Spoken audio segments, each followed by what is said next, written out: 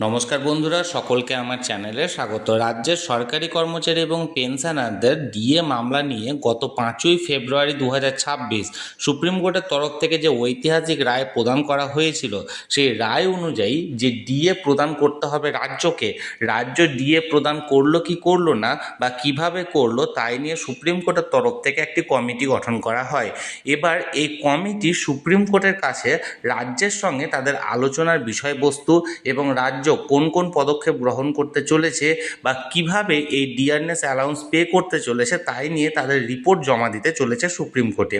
এটি একটি অত্যন্ত গুরুত্বপূর্ণ খবর। এই ব্যাপারে আজকের ভিডিওতে বিস্তারিতভাবে আলোচনা করব। ভিডিওটি সুপ্রিম কোর্টের ডিএ মামলা সংক্রান্ত অত্যন্ত গুরুত্বপূর্ণ, তাই প্রথম থেকে শেষ পর্যন্ত অবশ্যই ধৈর্য সহকারে দেখবেন এবং ভালো লেগে থাকলে অবশ্যই একটি লাইক করবেন এবং সকলের সঙ্গে শেয়ার করবেন।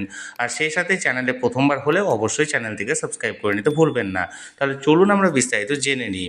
আমরা মোটামুটি সকলেই জানি গত 5ই ফেব্রুয়ারি সুপ্রিম কোর্টের তরফ থেকে যে ঐতিহাসিক রায় দেওয়া হয়, সেই রায়ে অবসরপ্রাপ্ত বিচারপতি ইন্দু মালহোত্রার নেতৃত্বে একটি কমিটি গঠন করার নির্দেশ দেওয়া হয় এবং সেই কমিটির যে দায়িত্বাবলী, সে দায়িত্বাবলী কী কী থাকবে দেখুন। এখানে 59.7 এই সিরিয়ালে বলা হয়েছে স্পষ্টত, the import of the committee shall be in consultation with the state authorities to determine. অর্থাৎ রাজ্যের যে অথরিটি তাদের সঙ্গে কনসালটেশন করা হবে এই কমিটির দায়িত্ব। এবং কি নিশ্চিত করা হবে দেখুন, number A, total amount to be paid, total amount কতগুলোর মানে কত টাকা বা টোটাল অ্যামাউন্ট কত টাকা পেড করা হলো। Number B, schedule of payment which then the state shall be bound to follow.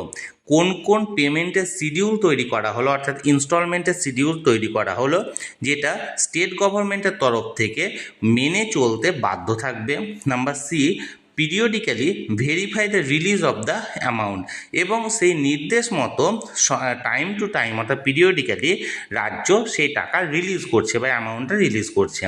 এবার দেখুন, the exercise to determine A and B, অর্থাৎ এ এবং বি সিরিয়ালে কি যে কত টাকা পেমেন্ট করা হলো এবং কোন কোন শিডিউল তৈরি করা হলো পেমেন্টের ক্ষেত্রে যেটা রাজ্য মেনে চলবে, এটা shall be carried out before 6th March 2026, এবং এইটা সম্পূর্ণ কিছু এখানে কমপ্লিট করা হবে 6 মার্চ 2026-এর মধ্যে।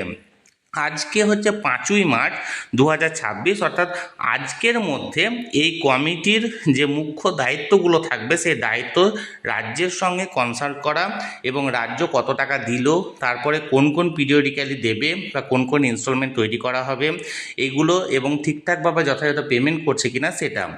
এবার রাজ্যের সাথে এই আলোচনাটা কমিটির হতেও পারে, হওয়ার সম্ভাবনাটাই বেশি যেহেতু কমিটি গঠন ইতিমধ্যে হয়ে গেছে। এবং এই কমিটি সুপ্রিম কোর্টের কাছে আজকের মধ্যে অর্থাৎ 5ই মার্চের মধ্যে কিন্তু তাদের নিজেদের রিপোর্ট জমা করবে যে তারা কিভাবে দায়িত্বটা পালন করেছে বা করছে, এবং তাদের এই দায়িত্ব মেনে রাজ্য সেই মতো চলছে কি চলছে না সেটাও কমিটি কিন্তু জানাবে সুপ্রিম কোর্টের কাছে। The next consequential step, that is the payment of the first instalment subject to the determination of the committee should be paid by 31st March 2026, এবং কমিটির নির্দেশ মতো প্রথম যে পেমেন্টের ইনস্টলমেন্টটা সেটা 31শে মার্চের মধ্যে কিন্তু পেমেন্ট করতে হবে।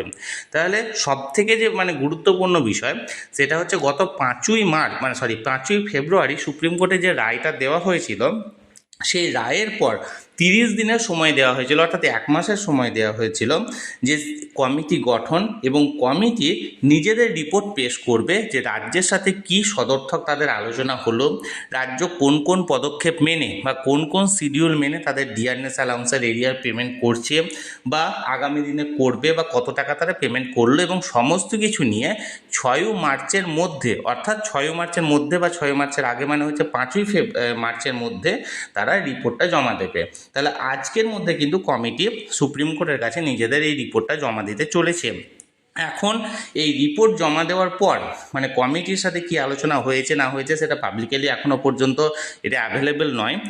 সুপ্রিম কোর্টের কাছে রিপোর্ট জমা দেওয়ার পর সুপ্রিম কোর্টও কী বলছে বা কী পদক্ষেপ নিচ্ছে সেটা এখনও পর্যন্ত অ্যাভেলেবেল নয়। যদি কোনোভাবে এটা অ্যাভেলেবেল হয় বা জানা যায়, আমি তৎক্ষণাৎ সেটা ভিডিওর মাধ্যমে আপনাদের সঙ্গে শেয়ার করে দেবো। তাই যারা যারা এখনও পর্যন্ত চ্যানেলটির সঙ্গে যুক্ত নেই অবশ্যই চ্যানেলটিকে সাবস্ক্রাইব করে চ্যানেলটির সঙ্গে যুক্ত হয়ে যান। আর এই ভিডিওটি ভালো লেগে থাকলে অবশ্যই একটি লাইক করুন এবং সকলের সঙ্গে শেয়ার করুন। ধন্যবাদ, দেখা হচ্ছে পরের ভিডিওতে।